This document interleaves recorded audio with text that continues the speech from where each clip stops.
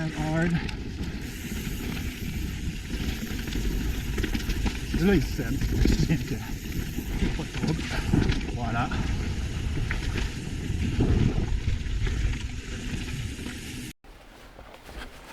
Bon matin. C'est le matin.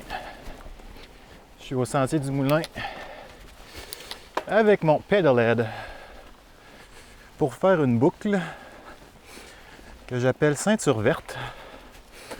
C'est très cross-country. Je suis pas sûr du format de ce que ça va donner. C'est moins impressionnant que les grosses descentes, mais je pense que c'est important de montrer que il n'y a pas juste l'enduro ou le downhill dans la vie. Donc, ceinture verte. C'est une boucle au sentier du Moulin qui mélange la raffe et la baribale. Dans le fond, on monte la raffe jusqu'au chalet qui m'échappe. Après ça, on prend la baribale, on retombe dans la raffe, puis on revient à l'accueil.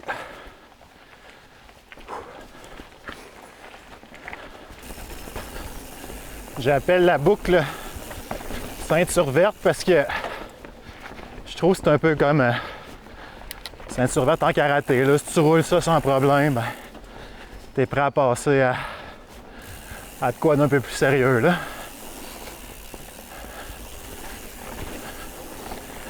La raffe, c'est vraiment une verte. Je veux dire, mon garçon de 9 ans, il a fait sans problème. En fait, je fais la baribale aussi, c'est pas vraiment un peu difficile. Il y a juste 2-3 passages en baribale qui sont un peu plus rocheux, costauds, mais rien d'infranchissable. Donc pour les débutants, même si c'est au sentier du Moulin, tout le monde trouve son compte.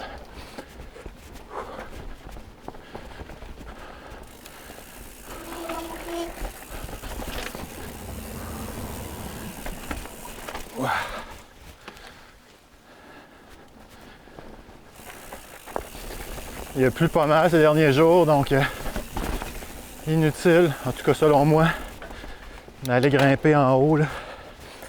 Sommet 1, sommet 2. Là. On va laisser le temps de drainer un peu. Je sais que tout le monde aime ça rider, mais des fois ça vaut la peine de donner un peu de temps au sentier. C'est le moment parfait pour justement là, faire un peu de crosse. Question de se réveiller les poumons, puis les jambes.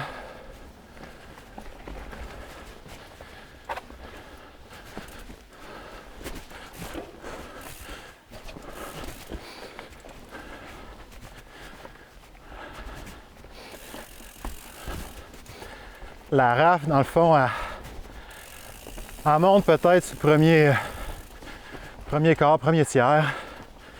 On va chercher un petit plateau pas loin de la jonction avec la Mecque, puis après ça, on entame une petite descente vers la jonction avec Baribal.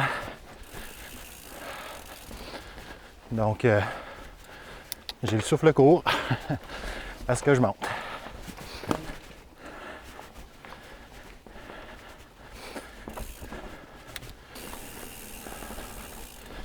Je pense que je suis sur le point d'arriver là, sur l'espèce de faux sommet. Donc ça risque de se mettre à descendre dans pas long. Pour mon plus grand plaisir. Ah voilà.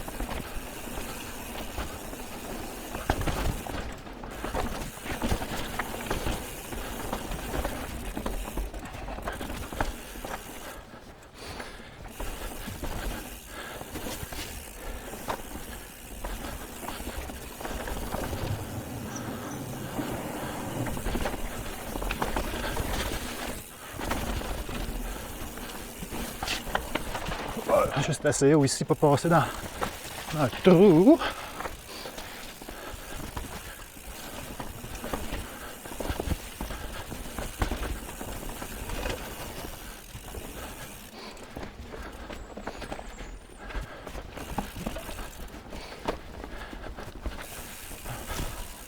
Voilà pour la petite descente de la rafle.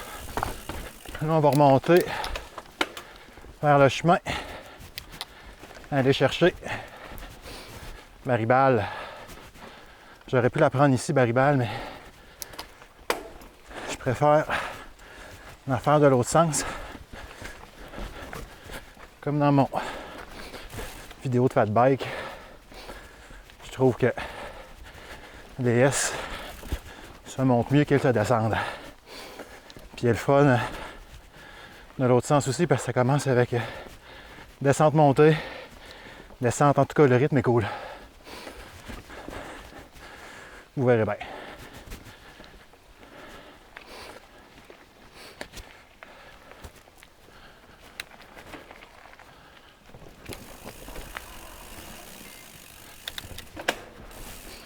Baribal, dans ce sens-là, je sais que des fois, dans des courses d'enduro, il l'inclut. Mais il y a une surprise. À peu près au tiers du sentier, là, il y a un bon bout de montée. C'est là que le monde fit, il met du temps à ses autres. C'est capable de monter cette section-là dans le tapis, ben, je pense que c'est un sérieux avantage sur la victoire.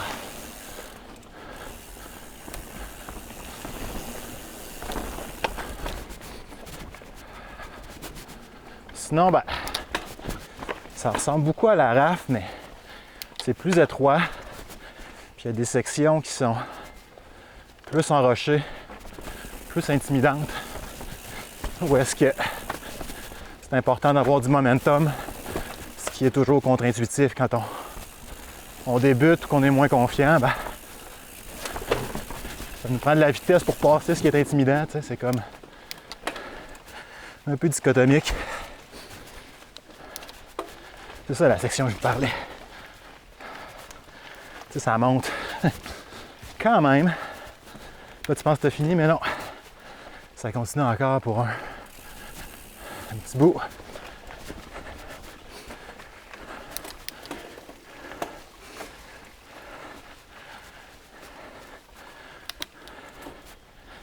C'est pas terminé.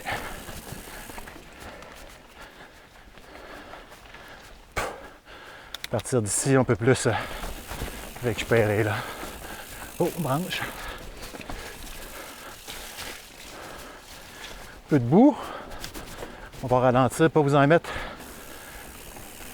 dans la face.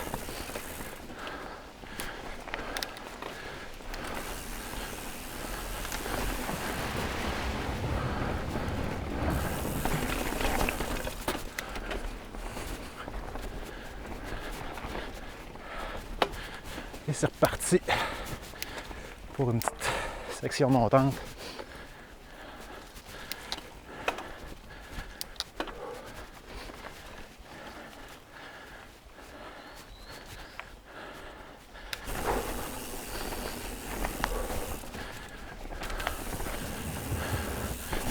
Pour cette partie-là, j'adore la faire dans ce sens-là. Ici, c'est facile de trouver du bon flow. Tu vas à ton rythme, 2-3 coups de pédale. Laisse aller.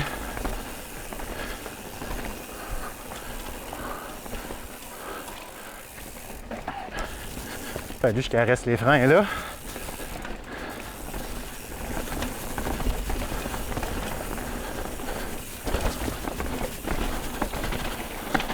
Ici aussi.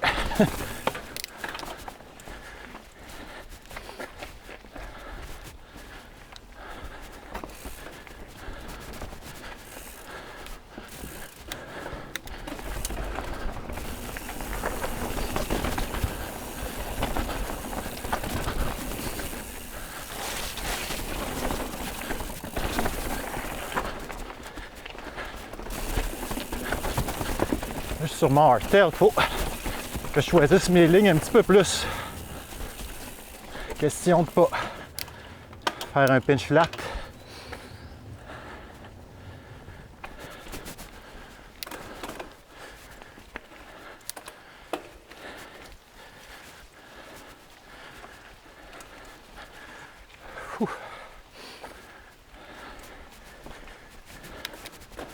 C'est une bonne boucle. Cardio aussi. Là. C'est juste besoin d'un workout. Ça fait la job.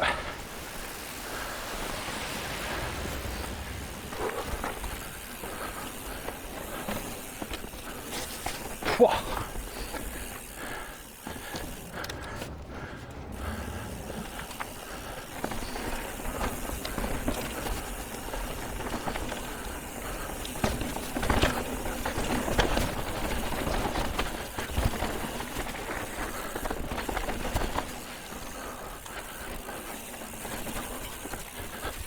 Oh, bien greasy.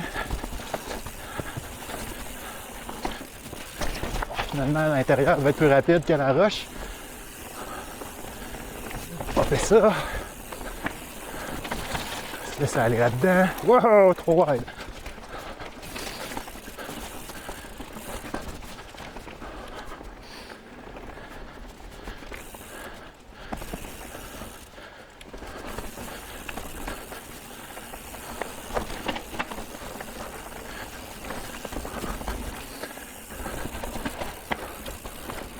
Yo.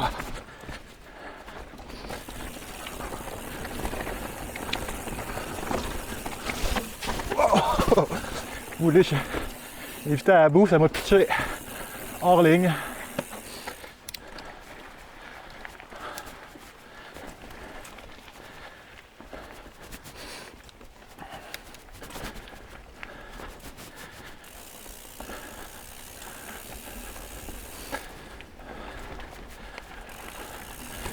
Bon, si ma mémoire est bonne, on va retraverser l'autre bord du petit chemin à ma droite pour aboutir dans le coin de la chute. Ouais, c'est ça. On rentre ici. Petit virage lousse.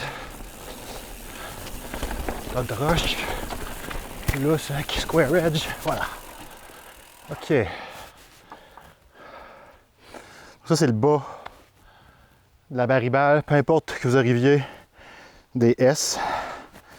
Pardon, des S là, ou de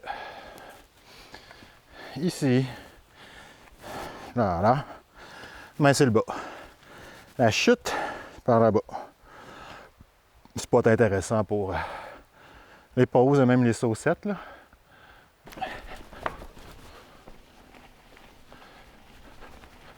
Bonjour Baribale. Rebonjour, je devrais dire. Parce que j'étais dedans il n'y a pas si longtemps. Je vais profiter de la petite montée pour vous conter quelque chose. J'ai eu beaucoup d'échanges ces 2 dernières semaines avec des abonnés YouTube et Facebook. Des jeunes, ados probablement, qui se demandent tout le temps s'ils ont le bon vélo ou s'ils sont capables de le faire avec leur bike. Plein de questions que je me posais probablement aussi à cet âge-là. Mais ce que je répète, c'est qu'il faut faire avec ce qu'on a. Il faut juste rouler le plus possible. Même si on a un, pardonnez-moi l'expression, un bike de shit. C'est pas grave. Il faut en profiter quand même. Donc là, c'est sûr que du haut de mes 38 années, je suis capable de payer des bikes qui ont bien du bon sens, mais ça n'a pas toujours été le cas, puis ça ne m'empêchait pas de rouler. Là, je me souviens, je pense que le bike sur lequel j'ai fait le plus de niaiseries, c'était un vieux Norco Mountaineer en acier, frein cantilever, pas de suspension. On descendait le pit, on jumpait plein de niaiseries avec ça. C'était juste kid. Puis c'était parfait. Donc la morale de l'histoire, allez rouler. That's it. Tout le reste, ben, c'est pas important. Je vais vous parler un peu du Pedalhead. C'est un hardtail, plutôt slack. Probablement aussi slack que mon Mega Trail Smash / modded bike. Donc on n'est pas dans, dans le cross-country olympique. Cadre en chromo, comme j'ai dit, assez bas. Puis surtout voyons, l'arrière est vraiment court. Donc il est super agile dans les virages. Il suffit de pencher le bike puis le tour est joué. C'est un bike qui est assez long aussi, comme toutes les Guerrilla Gravity. Donc quand ça se met à brasser, ça demeure stable. Bon, c'est sûr qu'il n'y a pas de suspension arrière, là, mais il faut juste être un petit peu plus conscient des lignes qu'on prend.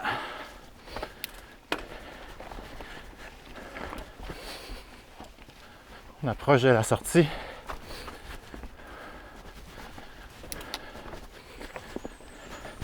Je suis arrivé de là à droite tantôt. Fait qu'ici, ça se peut que vous ayez un aperçu de déjà vu. Parce que je suis déjà passé par là. Donc, au lieu de prendre la Baribal, quand on revient ici, on retombe dans la rafle. Cette section-là de la rafle, ben, on ressemble à ce qu'on a vu de la rafle avant. Ça monte, ça descend, ça ondule finalement.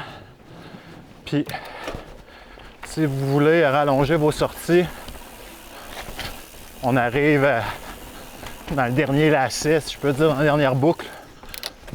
On peut tomber dans Gros Boc qui nous amène au sommet 2. À partir de là, vous pouvez faire une descente bleue intermédiaire qui s'appelle l'Élan. Remonter par Petit Boc vers le sommet 1. Je pense que Petit Boc ramène au sommet 1. Et bien, à partir de là, ben, choisissez une descente. Là. Si vous sentez d'attaque, ben, Super G, c'est un classique. Sinon, bientôt, c'est vrai, il va y avoir la QMG plus tard dans l'été qui va être une descente bleue. Donc, vraiment, là,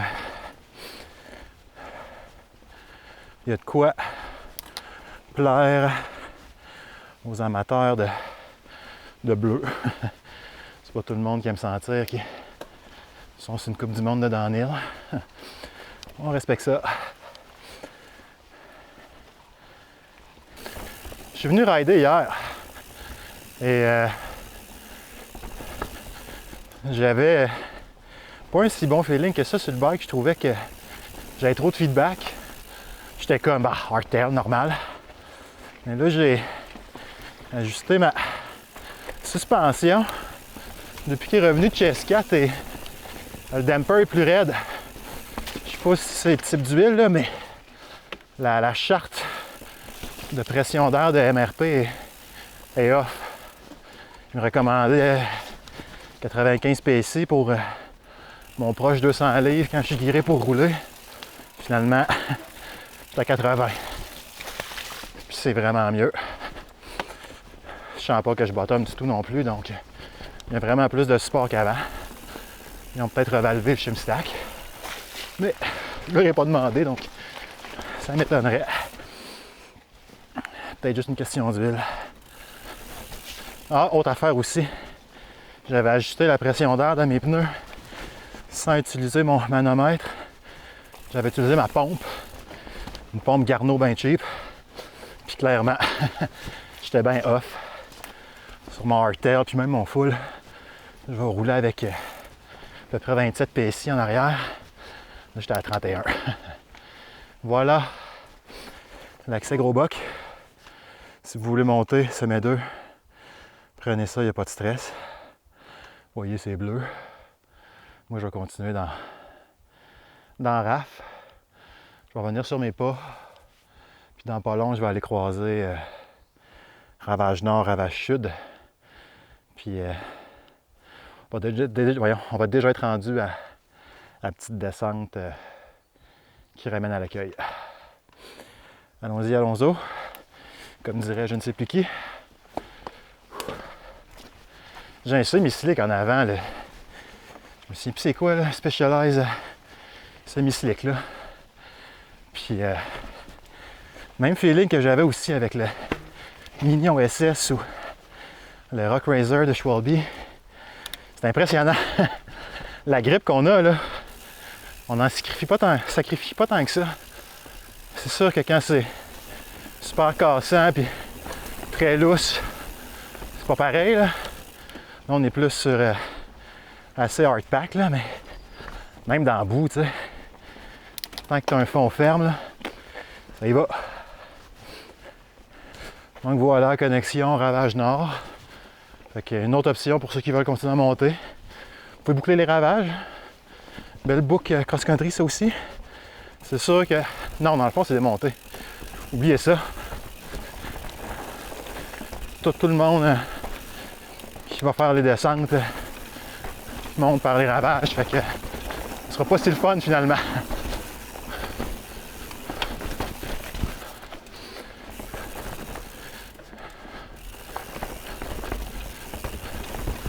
Butin Tom.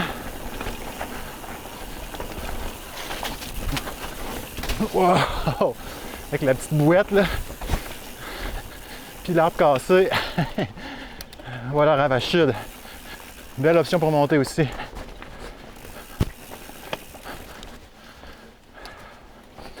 Puis là, ce bout-là, il me semble qu'il y a du flow sur le retour.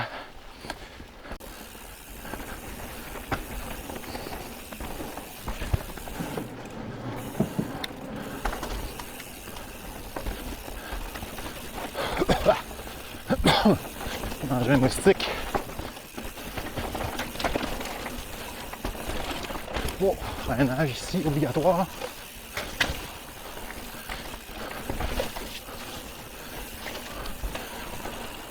Laisse les freins.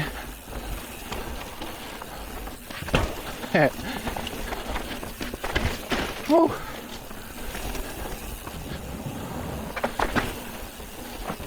Ah oui! Ce virage-là, là, tellement facile d'overcooker ça.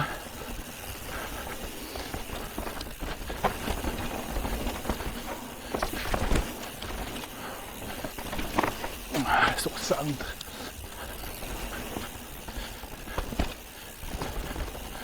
C'est une section qui est le fun de pas pédaler, juste pomper. Puis générer sa vitesse. Ici, par contre, faut pédaler.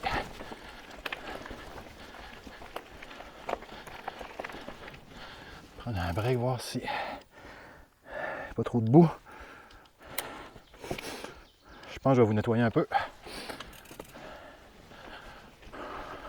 Bon, c'est reparti.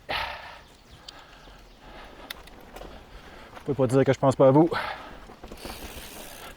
J'accepte de briser mon flot pour nettoyer ma lentille. Puis peut-être immédiatement la ressalir. That's life. Hey.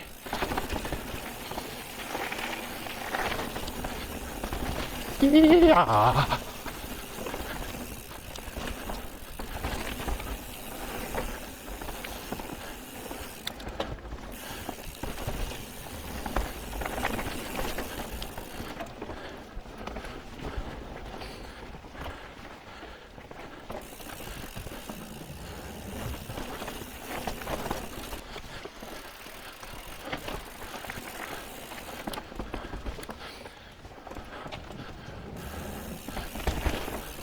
Une autre belle section ici qui commence.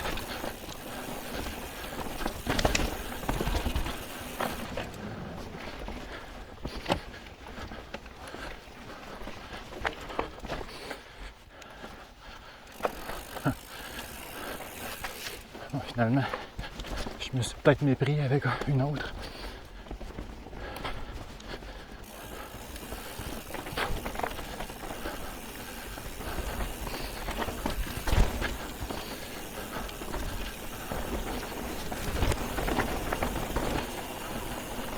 ralentir, personne. Fait que déjà sur la descente,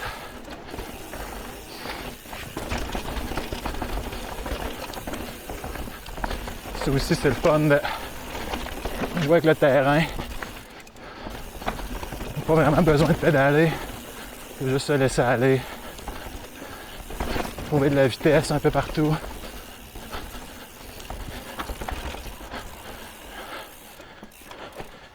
Je me souviens jamais ça s'il faut le sender ou pas.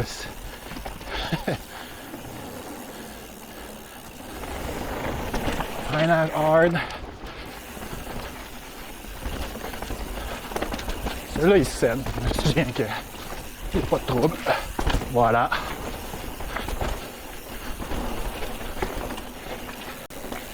Et déjà, retour à l'accueil. C'est vraiment une belle boucle. Ça doit même pas prendre 1 heure. Mais bon, les avotrites, prenez des pauses s'il faut, là.